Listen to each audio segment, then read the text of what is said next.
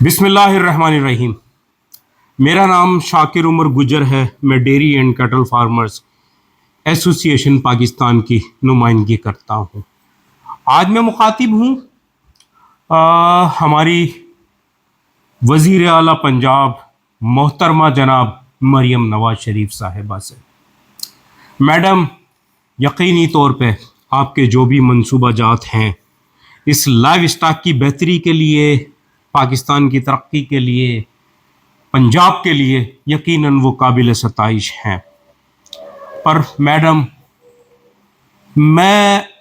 یہاں سندھ سے آپ سے مخاطب ہوں اور میں اس سندھ کا بیٹا ہوں، اس کیٹل کالونی بھینس کالونی کا بیٹا ہوں۔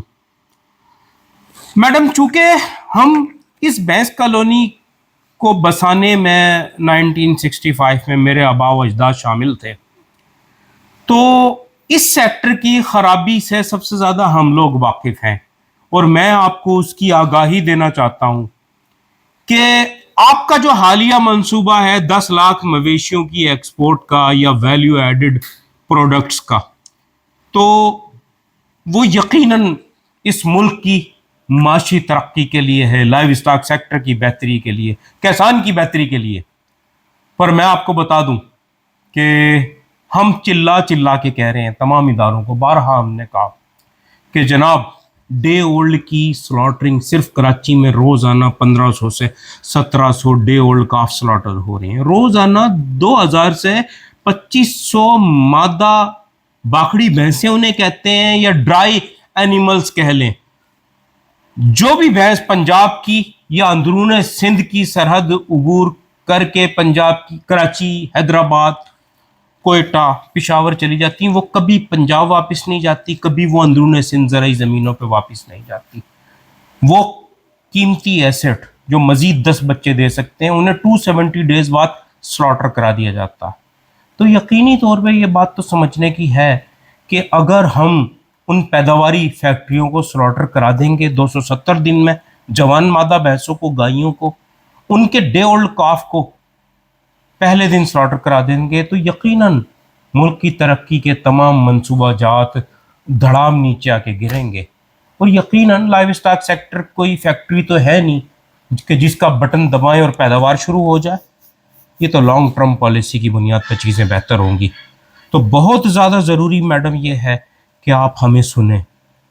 ہماری چیزوں کو دیکھیں، جس میں ہم نے بارہا آپ لوگوں کو پکارا ہے، متعلقہ محکمہ جات کو پکارا ہے کہ جناب ڈیری اینیملز کو بیف بریڈ کے طور پہ شہر کی گوشت کی ضروریات